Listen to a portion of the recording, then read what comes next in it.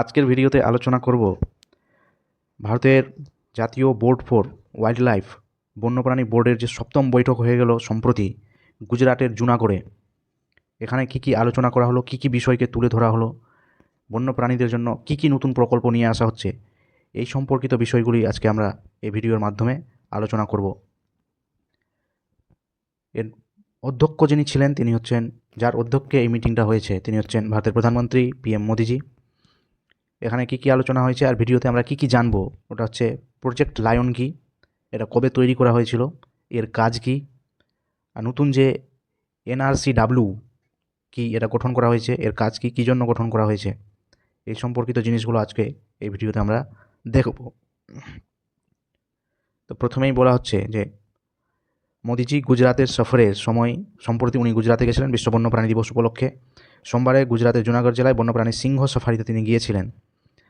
গির বন্যপ্রাণী অভয়ারণ্যে যে সদর দপ্তর সাসানগিরে প্রধানমন্ত্রী জাতীয় বন্যপ্রাণী বোর্ডের সপ্তম বৈঠকে নেতৃত্ব করেছিলেন, সভাপতিত্ব করেছিলেন, তিনি নেতৃত্ব দিয়েছিলেন।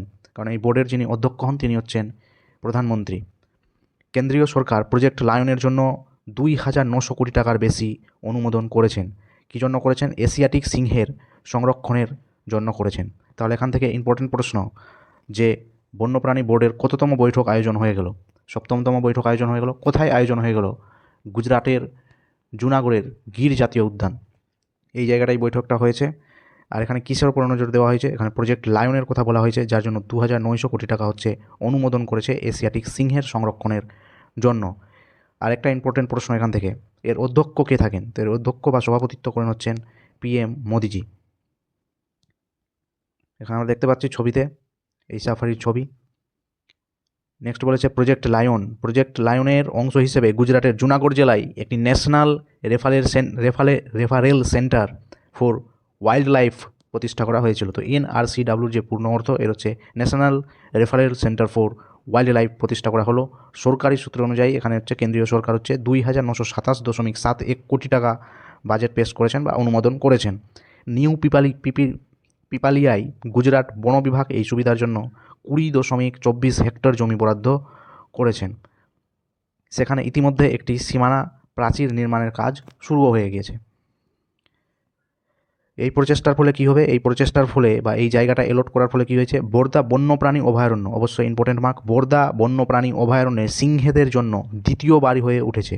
তাহলে প্রথম বাড়ি কোনটি? প্রথম বাড়ি হচ্ছে গির জাতীয় উদ্যান যে রয়েছে, এই গির জাতীয় উদ্যান হচ্ছে প্রথম বাড়ি, এবং দ্বিতীয় বাড়ি তৈরি করা হচ্ছে যেটা হচ্ছে বোরদা বন্যপ্রাণী অভয়ারণ্য। এটা কোথায় রয়েছে? এটা অবশ্যই গুজরাটেই রয়েছে। এখানে 17টি সিংহ রয়েছে। এখানে কোথায়? এটিতে মানে হচ্ছে এই বোরদা বন্যপ্রাণী অভয়ারণ্যে, এবং এদের মধ্যে 6টি প্রাপ্তবয়স্ক রয়েছে এবং 11টি শাবক রয়েছে। শাবক মিন্স এদের বাচ্চা। নেক্সটে অস্কার অ্যাওয়ার্ড। যারা যারা এই ভিডিওটি দেখে নেবে অবশ্যই চ্যানেলে ভিজিট করে ভিডিওটি দেখে নেবে। ডেসক্রিপশন বক্সে লিঙ্ক দেওয়া থাকবে। অস্কার পুরস্কার সম্বন্ধিত আমাদের এই ভিডিও তৈরি করা হয়েছে। আর যারা যারা মক দিতে ইন্টারেস্ট তারা মক দিতে পারো, ভিডিও আপলোডেড রয়েছে, ডেসক্রিপশন বক্সে লিঙ্ক দেওয়া থাকবে। NRCW সম্পর্কে বলা হচ্ছে। NRCW হচ্ছে, এর পূর্ণ অর্থ হচ্ছে national referral centre for wild life. এই সংস্থার উদ্দেশ্য কী হবে? তো বন্য প্রাণীর রোগের ওপর নজরদারি রাখা হবে। আমরা জানি যে ভারতে বন্যপ্রাণীদের যে রোগ আছে সেটা প্রচুর পরিমাণে ছড়িয়ে গিয়ে আর একটা বিশাল মাত্রায় বন্যপ্রাণীদের হচ্ছে, মারা যাচ্ছে। যেমন চিতাবাঘ, যেগুলো আমাদের আফ্রিকা থেকে আনা হয়েছিল, সেই চিতাবাঘগুলো অনেকেই মারা গেছে, বাঘ মারা যাচ্ছে, সিংহের মৃত্যু হচ্ছে। তো এই সমস্ত বিভিন্ন যে রোগ রয়েছে, এই রোগের ওপর নজরদারি রাখার জন্য এই national referral centre for wild life তৈরি করা হয়েছে, যেটাকে আমরা NRCW বলবো। বিশেষ করে পশুদের থেকে মানুষের মধ্যে যে সমস্ত রোগ ছড়িয়ে পড়ছে, এই রোগগুলোকে ঠিক করে চিহ্নিত করতে হবে, এমনটাই এখানে বলা হয়েছে। 2020 সালে একটা বেবিওসিস নামক এক প্রকার রোগ, যার প্রকোপে গুজরাটের গির জাতীয় উদ্যানে 23টি সিংহের মৃত্যু হয়েছিল। এই বেবিওসিস রোগ যেটি রয়েছে, এটা হচ্ছে সিংহের লোহিত রক্তকণিকায় RBC, রেড ব্লাড সেল, এখানে হচ্ছে আক্রমণ করে।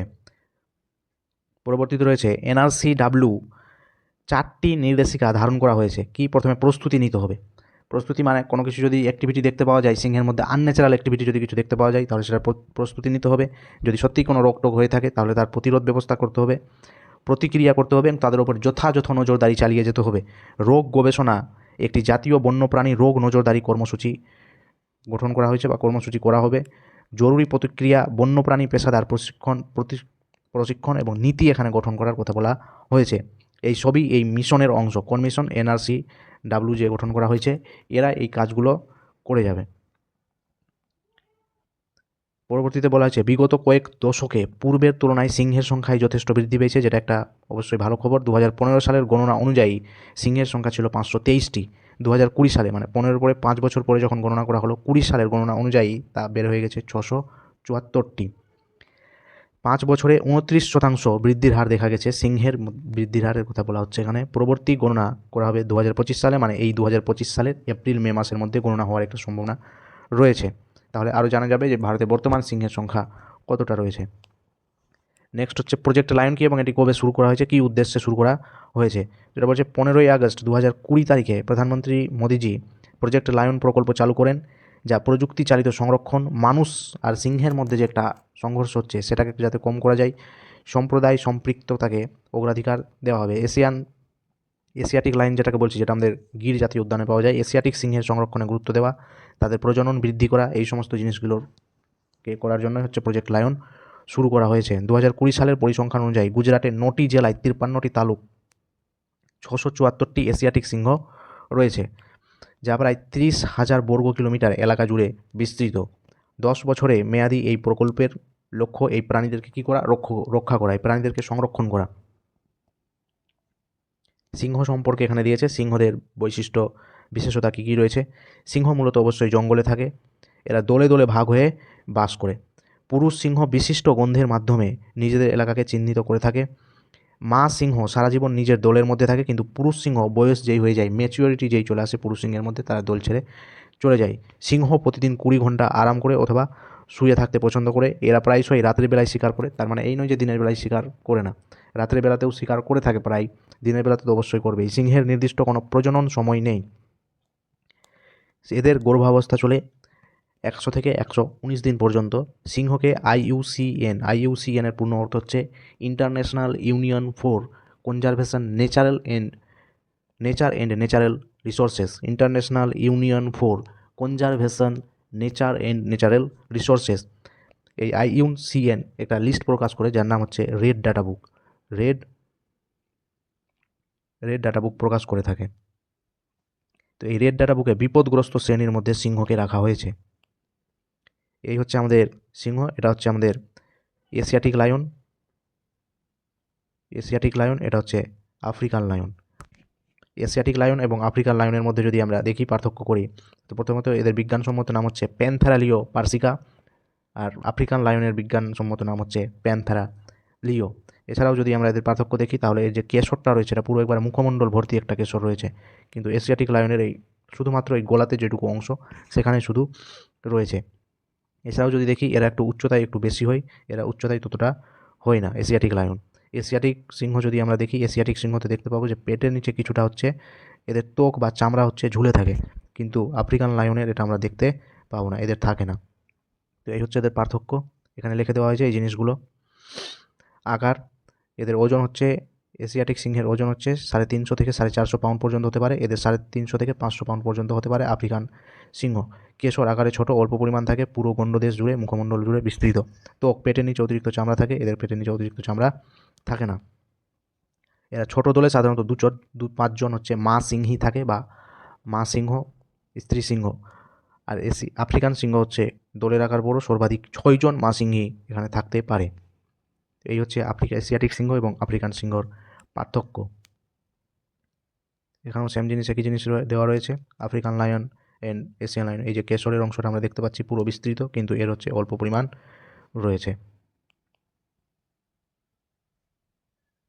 ওয়ার্ল্ড লায়ন ডে আমরা কবে পালন করে থাকি? ওয়ার্ল্ড লায়ন ডে আমরা 10 আগস্ট পালন করে থাকি। বিশ্ব সিংহ দিবস 10ই আগস্ট আমরা পালন করে থাকি। এখানে হচ্ছে ম্যাপের সাহায্যে আমরা দেখে নেব গির জাতীয় উদ্যান কোথায় রয়েছে। এটা হচ্ছে আমাদের গির জাতীয় উদ্যান, গির ন্যাশনাল পার্ক হচ্ছে আমাদের এখানে। আর সিংহের যে দ্বিতীয় বাড়ি বোরদা অভয়ারণ্যর কথা, বোরদা বন্যপ্রাণী অভয়ারণ্য যেটার কথা বলা হচ্ছে, সেটা কোথায় অবস্থিত? সেটা হচ্ছে এখানে অবস্থিত, এই যে আমাদের বোরদা বন্যপ্রাণী অভয়ারণ্য এখানে অবস্থিত। এটা হচ্ছে আমাদের কচ্ছের রণ, যেখানে বন্য গাধা পাওয়া যায়। এই ছিল এখান পর্যন্ত আমাদের ভিডিও, আশা করছি ভালো লেগেছে ইনফরমেশনগুলো। অবশ্যই সাথে থাকবে, পাশে থাকবে। আগের ভিডিওগুলো লিঙ্ক ডেসক্রিপশন বক্সে দিয়ে দেওয়া হবে, যারা মক দিতে চাও মকগুলো আপলোডেড আছে, অবশ্যই চেষ্টা করতে পারো। এতক্ষণ সাথে থাকার জন্য, ভিডিও দেখার জন্য থ্যাংক ইউ সো মাচ।